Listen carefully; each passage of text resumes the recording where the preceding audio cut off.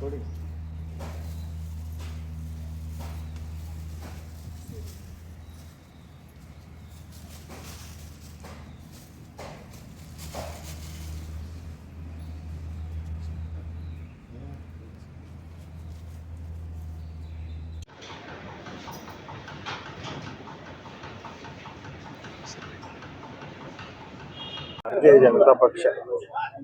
ಭಾರತೀಯ ಜನತಾ ಪಕ್ಷಕ್ಕೆ ಬೆಂಬಲವಾದ ಮತವನ್ನು ಕೊಟ್ಟು ಅತಿ ಹೆಚ್ಚಿನ ಮತಗಳಿಂದ ಗೆಲ್ಲಿಸಬೇಕು ಅಂತ ಹೇಳಿ ನಾನು ವಿನಂತಿ ಮಾಡಿಕೊಳ್ತೇನೆ. ಧನ್ಯವಾದ. ಸರ್, 23ಕ್ಕೆ ನಾಮಪತ್ರ ಸಲ್ಲಿಸಕ್ಕೆ ಯಾರೇ ಬರ್ತಾರೆ? ಬೆಳಗಾವಿಯ ಸಂಸದರಾದ ಜಗದೀಶ್ ಶೆಟ್ಟರ್ ಅವರು, ಗೋವಿಂದ ಕಾರಜೋಳ ಅವರು, ರಾಜ್ಯದ ಅಧ್ಯಕ್ಷರಾದ BY ವಿಜೇಂದ್ರ ಅವರು, ಇನ್ನೂ ಹಲವಾರು ನಾಯಕರುಗಳು, ಶ್ರೀರಾಮುಲು ಅವರು, ಇನ್ನು ಹಲವಾರು ಜನ ಮುಖಂಡರು ಆ ಕಾರ್ಯಕ್ರಮದಲ್ಲಿ ಭಾಗವಹಿಸ್ತಾರೆ. ಸರ್, ಆಕಾರ ಸದ್ಯಕ್ಕೆ ವಾತಾವರಣ ಏನನ್ಸುತ್ತೆ?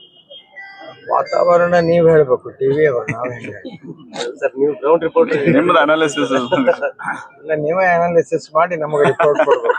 ಸರ್, ಈಗ ಸಹಜವಾಗಿ ಕಳೆದ ಚುನಾವಣೆಯಲ್ಲಿ ಆಗಿರೋ ಸೋಲಿನ ಬಗ್ಗೆ ತಾವು ಪರಾಮರ್ಶೆ ಮಾಡಿರ್ತೀವಿ ಸರ್. ಈ ಸಲ ಅದನ್ನ ತಿದ್ದುಕೊಳ್ಳುವಂತ ನಿಟ್ಟಿನೊಳಗೆ ಏನೇನೆಲ್ಲ ಪ್ರಕ್ರಿಯೆಗಳಾಗ್ತಾ ಇದೆ? ಹೋದ ಸಲದ ಚುನಾವಣೆಯ ಸಂದರ್ಭನೇ ಬೇರೆ, ಈ ಸಲದ ಚುನಾವಣೆಯ ಸಂದರ್ಭನೇ ಬೇರೆ. ಪ್ರತಿ ಒಂದು ಚುನಾವಣೆಗೆ ಮತ್ತೊಂದು ಚುನಾವಣೆಗೆ ಬೇರೆ ಬೇರೆ ಇರ್ತವೆ. ಸರ್, ಪ್ರತಿಯೊಂದು ಚುನಾವಣೆಗಳು ಪಾರ್ಟಿ ನಡೀತಾವೆ. ಈಗ ನೀವು ಎದುರಿಸಬೇಕಾಗಿದ್ದು ಸರ್ಕಾರವನ್ನ ಮಣಿಸಬೇಕಾದಂತ ಸವಾಲಿದೆ. ಸರ್ಕಾರ ಮಣಿಸುವಂತದ್ದಿಲ್ಲ. ಏನು ಸರ್ಕಾರ ಚುನಾವಣೆಗೆ ನಿಲ್ತದೆ, ಅಭ್ಯರ್ಥಿಗಳ ಚುನಾವಣೆಗೆ ನಿಲ್ತಾರೆ. ಅಲ್ಲ, ಸರ್ಕಾರ ಬಂದು ಠಿಕಾಣಿ ಹುಡುಕ್ತಾರ. ನಮ್ಮ ಹಿಂದೆ ಸರ್ಕಾರ ನಡೆಸಿದವರು ಅಷ್ಟ ಪ್ರಮಾಣದಲ್ಲಿ ಅವರು ಇರ್ತಾರೆ, ಅವರು ಬಂದು ಠಿಕಾಣಿ ಹುಡ್ತಾರೆ. 48 ಗಂಟೆ ಮೊದಲು ಸರ್ಕಾರ ನಡೆಸೋರ್ನ, ಹಿಂದೆ ಸರ್ಕಾರ ನಡೆಸಿದವ್ರನ್ನ, ಠಿಕಾಣಿ ಹುಡ್ದವ್ರನ್ನ ಎಲ್ಲರನ್ನೂ ಕಳಿಸ್ತಾರೆ. ಅಲ್ಟಿಮೇಟ್ಲಿ ಮತ ಹಾಕೋರು ಈ ವಿಧಾನಸಭಾ ಕ್ಷೇತ್ರದ ಮತದಾರರ ಅಲ್ವಾ? ಸರ್, ಈಗ ಪಕ್ಷ ಬಿಟ್ಟು ಹೋದಂತವ್ರು ವಾಪಸ್ ಬರ್ತಾ ಇದಾರೆ ಒಬ್ಬೊಬ್ಬರಾಗಿ. ಇನ್ನೂ ಯಾರ್ಯಾರು ಬರುವಂತ ಸಾಧ್ಯತೆ ಗೊತ್ತಿಲ್ಲ ನನಗೆ. ಅದು ಗೋವಿಂದ ಕಾರಜೋಳ ಸಾಹೇಬ್ರು ಮತ್ತು ಅರುಣ್ ಶಾಪೂರ್ ಅವರು, ನಮ್ಮ ಹಿಂದಿನ MLC ಅವರು, ಅವರಿಗೆ ಅದ್ರ ಬಗ್ಗೆ ಡಿಟೇಲ್ ಆಗಿ ಗೊತ್ತಿದೆ. ನನಗೆ ಅದ್ರ ಬಗ್ಗೆ ಅಷ್ಟೊಂದು ಮಾಹಿತಿ ಇಲ್ಲ. ಬಹಿರಂಗ ಪ್ರಚಾರ 24ರಿಂದ 23ಕ್ಕೆ ನಾಮಿನೇಷನ್ ಕೊಟ್ಟ ಮೇಲೆ 24ರಿಂದ ಬೆಳಿಗ್ಗೆ ಮನೆ ಪಾದಯಾತ್ರೆ ವಾರ್ಡ್ ವೈಸ್, ಮಧ್ಯಾಹ್ನ ಸಭೆ, ಸಾಯಂಕಾಲ ಗ್ರಾಮೀಣ ಭಾಗದ ಪ್ರವಾಸ. ಯಡಿಯೂರಪ್ಪನವರು ಬಹಿರಂಗ ಸಭೆ ನಾವು ದೊಡ್ಡ ಪ್ರಮಾಣದ ಯಾವುದು ಮಾಡುವುದಿಲ್ಲ, ಸಣ್ಣ ಸಣ್ಣ ಸಭೆಗಳನ್ನು ಮಾಡ್ತೀವಿ. ಯಡಿಯೂರಪ್ಪನವರು ಕೂಡ 4 ದಿವಸ ಬರ್ತೀವಿ ಅಂತ ಹೇಳಿದ್ದಾರೆ. ಸರ್, ಈಗ 23ಕ್ಕೆ ನಾಮಪತ್ರ ಆದ್ಮೇಲೆ ಏನ್ ಸಭೆ ಅದು ಇರಂಗಿಲ್ಲ ಸರ್? ಅವತ್ತು ಬಹಿರಂಗ ಸಮಾವೇಶ 23ಕ್ಕೆ ಏನೋ ನಾಮಿನೇಷನ್ ಕೊಟ್ಟ ಮೇಲೆ ಏನಾದ್ರು ಇರುತ್ತೆ? ಅಲ್ಲೇ ಬಸವೇಶ್ವರ ಸರ್ಕಲ್ ನಲ್ಲೇ ನಮ್ ಬಂದಂತ ನಾಯಕರುಗಳು ಬಹಿರಂಗ ಸಭೆಯನ್ನು ಉದ್ದೇಶಿಸಿ ಮಾತನಾಡ್ತಾರೆ. ಮೆರವಣಿಗೆಯಲ್ಲಿ ಹಳೆ ಬಾಗಲಕೋಟೆ. ಹೌದೌದು, ಅಲ್ಲೇ. ಸರ್, ಈಗ ಯತ್ನಾಳ್ ಅವರು ಬರ್ಬೇಕು ಅನ್ನೋದ್ರ ಬಗ್ಗೆ ಸೋಷಿಯಲ್ ಮೀಡಿಯಾದಲ್ಲಿ ತಮ್ಮ ಕಾರ್ಯಕರ್ತರು ಚರ್ಚೆ ಮಾಡುವಂತ ವಿಷಯ, ಮತ್ ನೀವು ಕೂಡ ಬರಬಹುದು ಅಂತ ಹೇಳಿದ್ರಿ. ಅವರು ಬರ್ತೀನಿ ಅಂತ ಹೇಳಿದಾರೆ. ಅವರು ಯತ್ನಾಳ್ ಅವರು ಬರ್ತೀನಿ ಅಂತ ಹೇಳ್ತಾರೆ. 24 ನಂತರ ನಿಮ್ಗೆ ಗೊತ್ತಾಗತ್ತೆ ಯಾರು ಬರ್ತಾರ ಯಾರು ಬರೋದಿಲ್ಲ. ನೀವೇ ಅದನ್ನ ಕೇಳುವುದಕ್ಕಿಂತ ಖುದ್ದಾಗಿ ಅನುಭವಿಸೋದು ಒಳ್ಳೇದು. ಯತ್ನಾಳ್ ಅವರು ಖುದ್ದಾಗಿ ಬರ್ತೀನಿ ಅಂತ ಹೇಳಿದಾರೆ, ಅವರು ಹೇಳಿದಾರೆ. ಗೊತ್ತಿದ್ದ ಮೊದಲೇ ಕೇಳ್ತಾರೆ. ಅಲ್ಲ, ನೀವೇ ಮಾತುಕತೆ ಆಗಿದ್ವಿ, ನಂಗೆ ಅವರಾಗಲೇ ಹೇಳ್ತಾ ಇದಾರೋ ಹೆಂಗೆ? Thank you.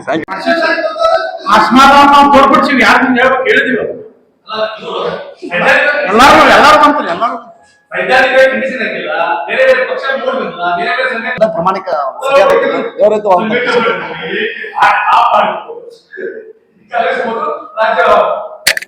ಈಗಾಗಲೇ NMC ನಾರ್ಮ್ಸ್ ಪ್ರಕಾರ ಕಾಲೇಜಿಗೆ ಬೇಕಾಗಿರುವಂತ ಎಲ್ಲ ವ್ಯವಸ್ಥೆಗಳನ್ನ ಮಾಡ್ತಾ ಇದ್ದಾರೆ ನಾರಾಯಣ ಅವರು.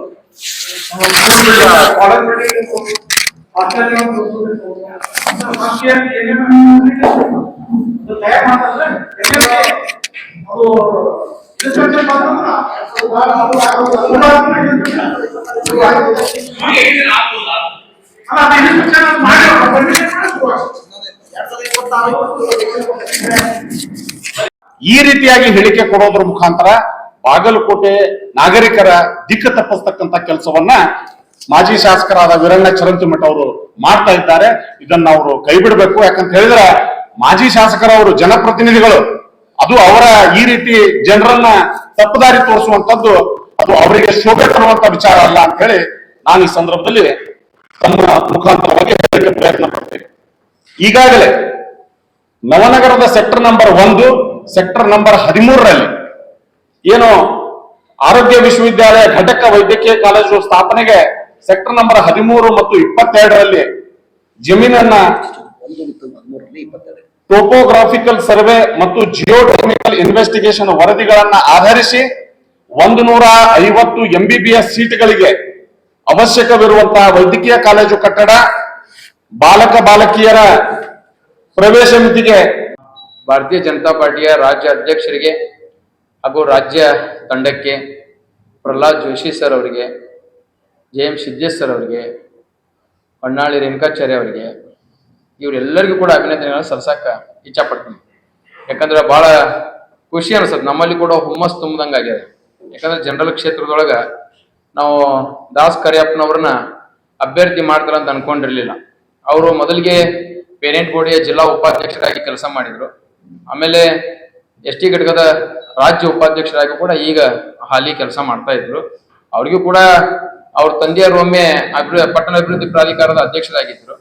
ಇವ್ರಿಗೂ ಕೂಡ ಅನ್ಕೊಂಡಿದ್ದಿಲ್ಲ ಕಾಣ್ತದೆ ನಮ್ಮ ಶ್ರೀನಿವಾಸ್ ಅವರು ನನಗೆ MLA ಟಿಕೆಟ್ ಸಿಗ್ತದೆ ಅಂತ ತಿಳ್ಕೊಂಡ. ಯಾಕಂದ್ರೆ ಬಹಳ ಜನ ರಾಜ್ಯದಲ್ಲಿ ಗೊಂದಲ ಅನ್ನುವಂತ ವಿಚಾರ ಇತ್ತು.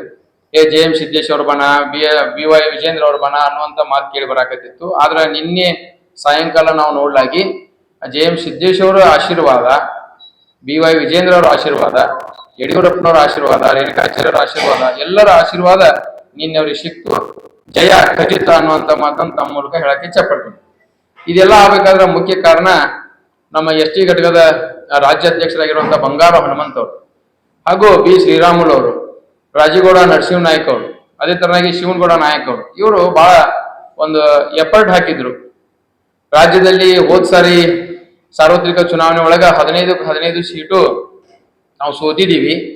ಎಲ್ಲೇ ಒಂದು ತಪ್ಪು ನಡೆದದ, ಆ ತಪ್ಪನ್ನ ಸರಿ ಮಾಡ್ಕೋಬೇಕಾಗೈತೆ ಅನ್ನುವಂತನ್ಯಾಗ ಏನೋ ವಿಚಾರ ಬಂದಾಗ ಹೆಚ್ಚು ಕಮ್ಮಿ ಚಿತ್ರದುರ್ಗ, ದಾವಣಗೆರೆ 2 ಕ್ಷೇತ್ರದಲ್ಲಿ, ಬಳ್ಳಾರಿ ಈ 3 ಕ್ಷೇತ್ರದಲ್ಲಿ ನಮ್ಮ ವಾಲ್ಮೀಕಿ ಸಮಾಜ ಜಾಸ್ತಿ ಇರೋದ್ರಿಂದ, ಪ್ರಾಬಲ್ಯ ಇರೋದ್ರಿಂದ ನಾವೇನ್ ಅನ್ಕೊಂಡಿದ್ದೀವಿ, ಚಿತ್ರದುರ್ಗ ಮತ್ತು ಬಳ್ಳಾರಿ ಮಾತ್ರ ವಾಲ್ಮೀಕಿ ಸಮಾಜಕ್ಕೆ ಸೀಮಿತ ಇರ್ತದೆ ಅನ್ಕೊಂಡಿದ್ದೀವಿ.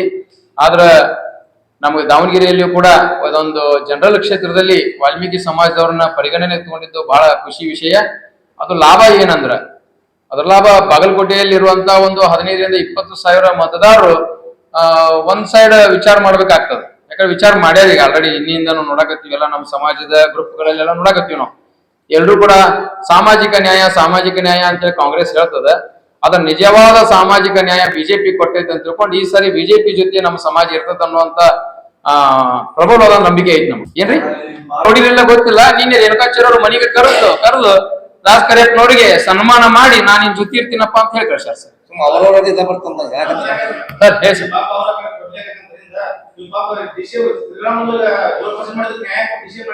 ಏನ್ ಸರ್ ನಮ್ಗೆ ಉತ್ತರ ಕೊಟ್ರಲ್ಲ ಸರ್, 15 ಹೋದವಲ್ಲ ಸರ್, ನಾವು ಸರಿ ಮಾಡ್ಕೊಳಕತ್ತೀವಲ್ಲ ಸರ್. ಈಗ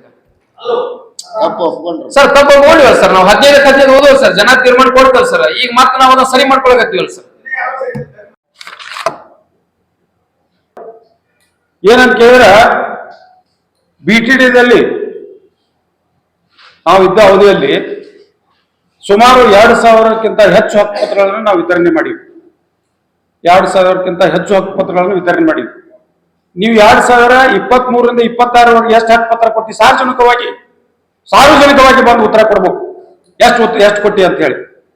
ಗಪ್ ಚುಪ್ಪ ಹಾಕಿಸಿ ಫೈಲ್ಗಳನ್ನ ಮಣಿಗೆ ತಗೊಂಡು ಹೋಗ್ತಾರೆ.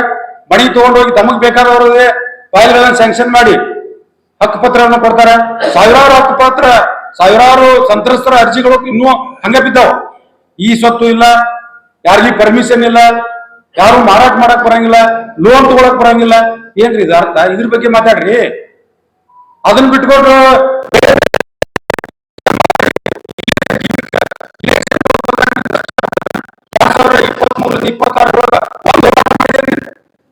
BTD ಬಗ್ಗೆ ಯಾಕೆ ಮಾಡ್ಲಿಲ್ಲ? ನಾವು 2019ರಿಂದ 23ರವರೆಗೆ ನಮ್ಮ ಅವಧಿಯಲ್ಲಿ 2 ದಿನಕ್ಕೊಮ್ಮೆ ಬಂದು ನಮಗ್ ಮನವಿ ಕೊಡ್ತಿದ್ರಿ, 2 ದಿವಸಕ್ಕೊಮ್ಮೆ ಹೋರಾಟ ಮಾಡ್ತಿದ್ರಿ. ನಾವು ಅಷ್ಟು ಹೋರಾಟದ ನಡುವೆ ಕೂಡ 2000ಕ್ಕಿಂತ ಹೆಚ್ಚು ಹಕ್ಕುಪತ್ರಗಳನ್ನು ವಿತರಣೆ ಮಾಡಿವಿ. ಸಾವಿರಾರು ಕೋಟಿ ರೂಪಾಯಿ ಅನುದಾನವನ್ನ ನಮ್ಮ ಸಾಹೇಬರು ತಗೊಂಡ್ಬಂದು 2ನೇ ಯೂನಿಟ್ ಮತ್ತು 3ನೇ ಯೂನಿಟ್ 2800 ಕೋಟಿ ರೂಪಾಯಿಗಳ 3ನೇ ಯೂನಿಟ್ ಅನ್ನ ಸ್ಯಾಂಕ್ಷನ್ ಮಾಡಿ ಭೂಮಿ ಪೂಜೆ ಮಾಡ್ಯಾರ. ನೀವೇನ್ ಮಾಡಿರಪ್ಪ? ಈ 3 ವರ್ಷದೊಳಗೆ ನಿನ್ನೆ ಹೋರಾಟ ತೋರ್ಸೋಣ. ಏನ್ ಮಾಡಿದ್ವಿ? ಮೊದಲು BJP ಹೋದಿ, ಆಮ್ಯಾಗ ಕಾಂಗ್ರೆಸ್, ಇದಕ್ಕೆ JDS ಹೋದಿ, ಆಮ್ಯಾಗ AAP ಹೋದಿ, ಆಮ್ ಆದ್ಮಿ ಆ ಗುಂಪುಗಳಾಗಿ ಹೊಡೆದಾಡ್ತಾ ಇದ್ದಾರ. ಒಂದು ಸಿದ್ದರಾಮಯ್ಯನವ್ರ ಗುಂಪು, ಒಂದು DK ಶಿವಕುಮಾರ್ ಅವ್ರ ಗುಂಪು, ಇನ್ನೊಂದು ಇವ್ರದ್ದು ಯಾರ್ದು ಪರಮೇಶ್ವರ್ ಮತ್ತು ಮುನಿಯಪ್ಪ ಇವ್ರದೊಂದು ಗುಂಪು, 3 ಗುಂಪುಗಳಾಗಿ ರಣಹದ್ದ ತರ ಕುರ್ಚಿಗಾಗಿ ಕಚ್ಚಾಡ್ತಾ ಇದ್ದಾರೆ. ಅದಕ್ಕಾಗಿ ನಾನು ಈ ಸಂದರ್ಭದಲ್ಲಿ ಹೇಳಲಿಕ್ಕೆ ಬಯಸ್ತೀನಿ, ನಿಮಗೆ ನೈತಿಕತೆ ಇದ್ದರೆ ಇವನ್ನೆಲ್ಲ ಕ್ಲಿಯರ್ ಮಾಡಿ, ಇಲ್ಲ ಅಂದ್ರೆ ರಾಜೀನಾಮೆ. ಗಂಟೆಗೆ ಒಳ ಮೀಸಲಾತಿ ಬಿಲ್ ಪಾಸ್ ಮಾಡಿದ್ರಿ, ನೀವೇ ಮಾಡಿದ್ರಿ, ರಾಜ್ಯಪಾಲರಿಗೆ ಕಳಿಸಿದ್ರಿ, ಅನುಮೋದನೆ ಪಡೆದ್ರಿ. ಅನುಮೋದನೆ ಬಂದ ಅರ್ಧ ತಾಸಿಗೆ ಉಲ್ಟಾ 15% ಮಾಡ್ತೀವಿ, 3% ಮಾಡ್ತೀವಿ. ಹಾಗಾದ್ರೆ ನೀವು ಸದನಕ್ಕೆ ಮೋಸ ಮಾಡಿದ್ರಿ, ಸದನದ ಮುಂದೆ ಇಡಬೇಕಾಗಿತ್ತು. ಇದು ಕೋರ್ಟ್ ಅಲ್ಲಿದೆ ವಿಷಯ, ಅದಕ್ಕಾಗಿ ಮಂಡಿಸೋದಲ್ಲ ಅಂತ ಹೇಳ್ಬೇಕಾಗಿತ್ತು.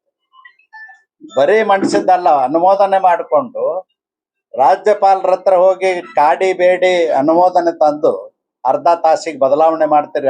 56% ಇಲ್ಲ 50%ಗೆ ಮಾಡ್ತೀವಿ, 15-3 ಮಾಡ್ತೀವಿ.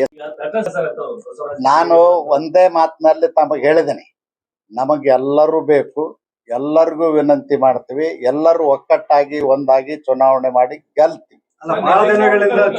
ಅದೆಲ್ಲ ಸತ್ಯಕ್ಕೆ ದೂರವಾದಂತದ್ದು. ಪೂಜಾರಿ ಅವರು ನಾನು ಹೇಳುದು ಪೂರ್ಣ ಕೇಳಿ.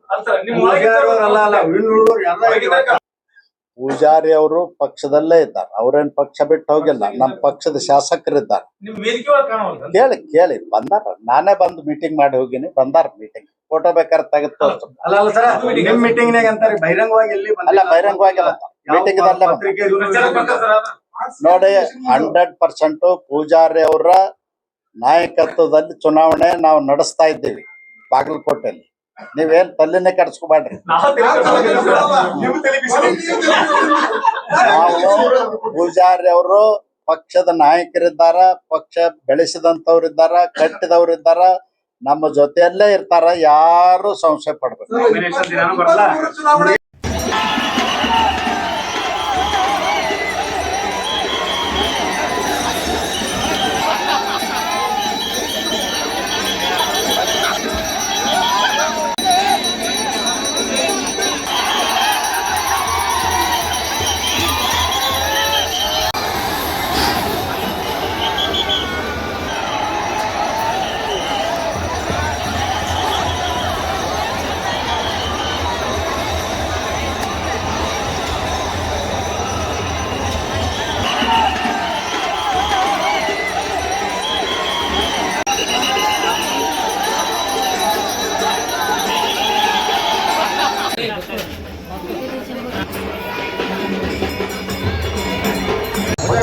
ವೀರಭದ್ರ ಸ್ವಾಮಿ ಜೈ, ವಡಚಿ ವೀರಭದ್ರ ಸ್ವಾಮಿ ಜೈ, ರಾಠೋಡಿ ವೀರಭದ್ರ ಸ್ವಾಮಿ ಜೈ.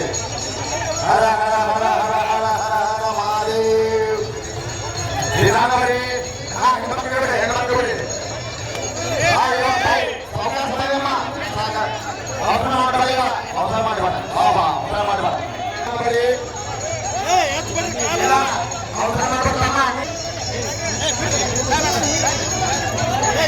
ಅವ್ರನ್ನ ಬಿಡವ್ರನ್ನ, ಬಿಡವ್ರನ್ನ. ಓ ಬಾರ ಬಾಬಾ, ಬಾಳ ಗದ್ದ ಮಾಡ್ತೇವೆ ಈ ಕಡೆ. ಅವಕಾಶ ಮಾಡಿ. ಹರ ಹರ ಹರ ಹರ ಹರ ಮಹಾದೇವ್, ಮಹಾದೇವ ಹರ ಹರ ಹರ ಹರ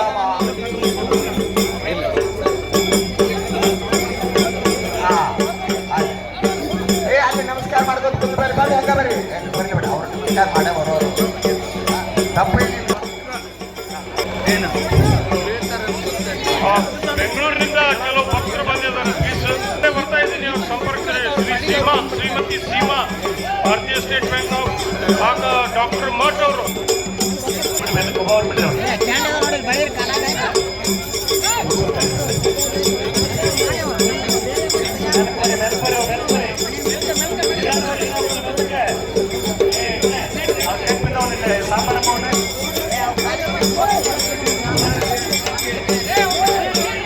ಸ್ವಲ್ಪ ಸಾಫ್ ಮಾಡ್ರಿ, ಮಕ್ಕಳ ಸಾಫ್ ಮಾಡ್ರಿ, ಹೆಂಗಾಗ್ತದೆ.